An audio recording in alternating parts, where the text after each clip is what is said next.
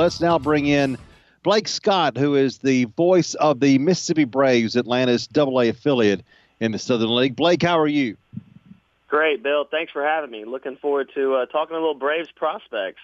Absolutely. Well, we're excited about the talent that is in Mississippi, and I guess the talent that's on the way out of Mississippi, with Ronald Acuna getting the official call to go to AAA, as we reported last night. And he's been unbelievable for you guys in the couple of months he's been up there. Can you just kind of talk first about Ronald Acuna and what you've seen as a prospect and what your thoughts are of the young man?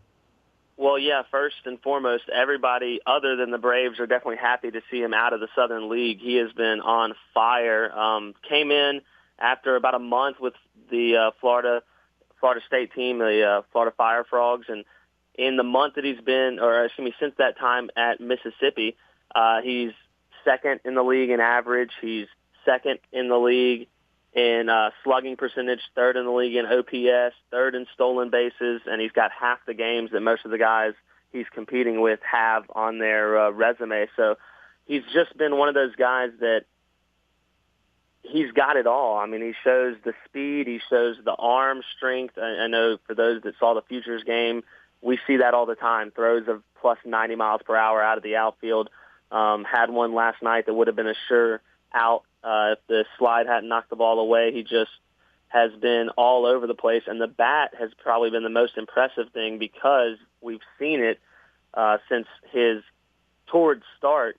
It tailed off a little bit towards the end of the first half season, but it's picked back up, and he's really starting to recognize spin early on pitches. He's staying off pitches low and away that are kind of in the dirt that you see so many kids at 19, 20, 21 go after over and over again. And for some reason, Ronald just has been able to calm himself at the plate, see the ball, hit the ball, and he is producing numbers that I think even Braves organization guys were not really expecting at 19 years old. Blake, you mentioned that he had a little bit of a stretch there. After he came up, he was very good, that he had a little bit of a stretch there. But did you ever see him where he looked as a 19-year-old like he was outmanned, like he shouldn't be in AA? Did you ever see that in the 2 months he was there?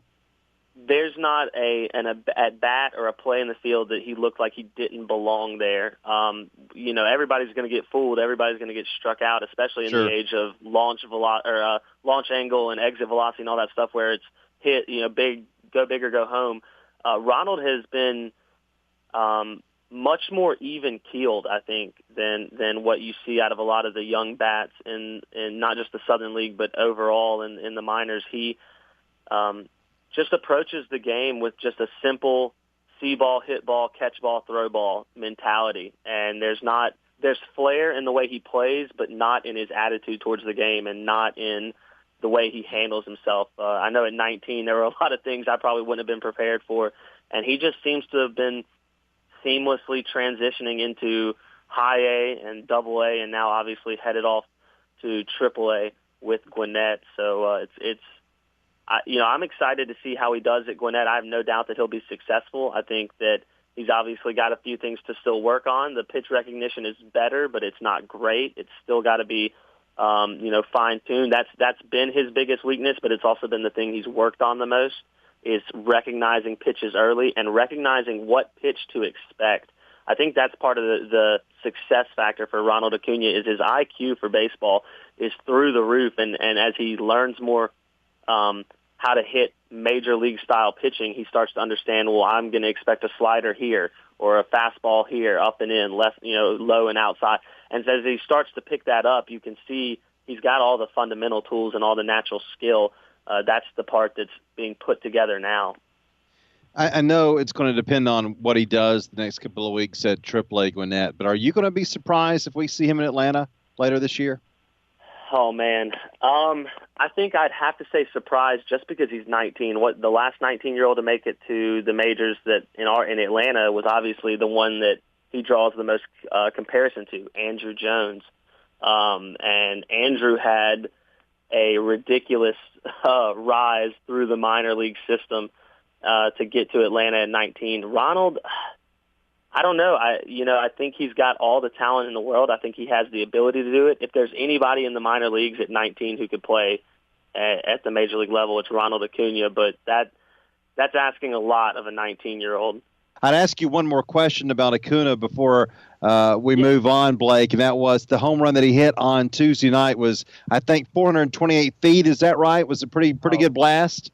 Yeah, 428 had the exit velocity 111 miles per hour. So for all the Statcast guys, the Moneyball guys, that's a big number to like. They love that, and I think that more impressive was just the sound when he hit that baseball. There's that sound, the pop in the mitt, the sound of a crack of the bat. He hit that baseball, and it was a major league sound. You knew as soon as it left the bat, it was gone. The question was it going to stay in the county or not? That was kind of what we were thinking. It just, soared over the batter's eye, 428 feet, like you said, just a monster shot. And that's been, he hits balls whether they go out or not. He hits balls harder than most of the people you're going to see at the AA level across the board. It's impressive.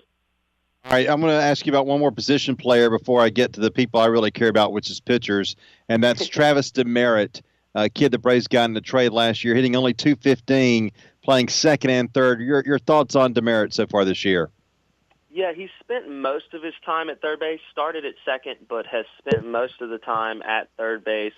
I think the average is a little bit misleading. The strikeouts have been up, and that's kind of been an issue for Travis, which can be attributed to a lot of things. Obviously, not just like players, umpires are also growing, and sometimes the strike zone isn't going to be the same game, and it's never going to be the same game to game at any level. But I think some of that has perhaps bothered Travis. A little bit else is he's felt like he's probably had to try a little bit more or do more. The M Braves, as you mentioned, we have a huge staff of highly touted prospects on the mound. The list of prospects in the field and at the plate are a little bit different. And so Travis is really, since, about a month into the season, has kind of tried to do more at the plate. And in doing so, he's been successful. He's in the top 10 in home runs with 11. He's up there with 34 RBI, which is good. But we've seen a lot more swing and miss, unfortunately, for Travis. But I think kind of something that we talked about with Sean Rodriguez over the last couple days as he made a rehab start with Mississippi was that he's put some wisdom into some of these younger guys. Sean's a guy that's been in the majors for 9 years, and so Travis really took a lot from Sean in the few days he was here, and we'll see if that translates moving forward. But I have no worries about Travis. He's a great ball player, and he knows how to approach the game, and he's just he's a steady worker. Okay, let's get to the pitchers now, and we can't spend a bunch of time on because I want to go through it kind of quickly with you with all these guys because there's a lot of pitchers that are really legit prospects here.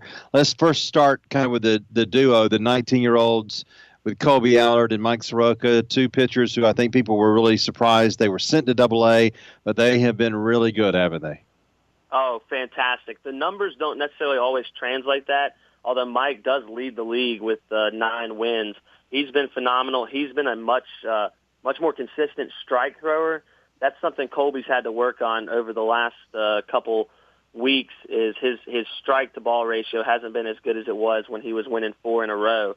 But that's 19-year-old pitcher, right? That's something you deal with sometimes. And his stuff is nasty. The fastball, a lot of movement. The curve for Allard is fantastic. Soroka has been working on a slider and a power slider as well. So you've got a couple different looks at that slider. So he has just been both of them. It's just been impressive. 19 years old, all 3 19-year-olds to make the All-Star team. Tell me when that happened again, Yeah, oh, no doubt about that. All right, one pitcher that I think people are learning more about is Luis Guijarro, the kid the Braves got for the Mariners in the Malik Smith trade. He's been really impressive in his 10 games in AA, hasn't he? Oh, phenomenal. He might actually have the best stuff out of all 3. For Luis, it's about focus and about staying in the game all the way through the game and, of course, conditioning. He's a big boy, about 230 probably, but he's lost 60 pounds since coming over from Seattle. So that tells you kind of where he was and the work ethic that he has. But Luis his key is the changeup. The slider and fastball are already there. When his changeup is on, as it was a couple weeks ago, he was perfect through 3 innings, and he dominates right-handers with the changeup. When that starts to fit, that's when Luis is the that's where you know why he's in the top 10 in the Atlanta organization prospect-wise. So Luis, for him, I mean, I think it's just a grind. He's just got to stay in it and continue to get better and continue to condition and train, and the stuff is there. The natural ability is there.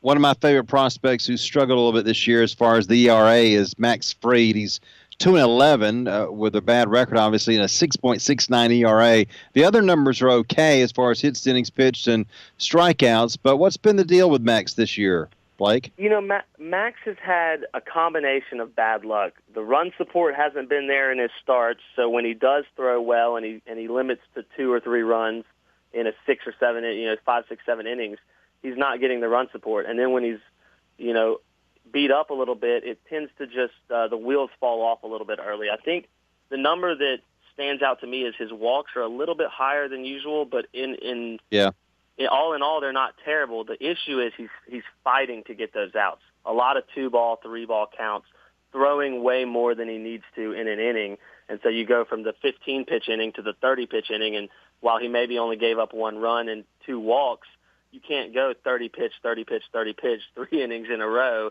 and expect to last very long in a ball game. And that's for Max. He's just, coming back from Tommy John, it's just getting back to where he feels comfortable on the mound. And I think that's just been the grind for him. I know it's a small sample size with only 3 games, but A.J. Minter was there for just a short while in Mississippi. What do you think about the kid who many believe is the best relief prospect the Braves have had since Craig Kimbrell?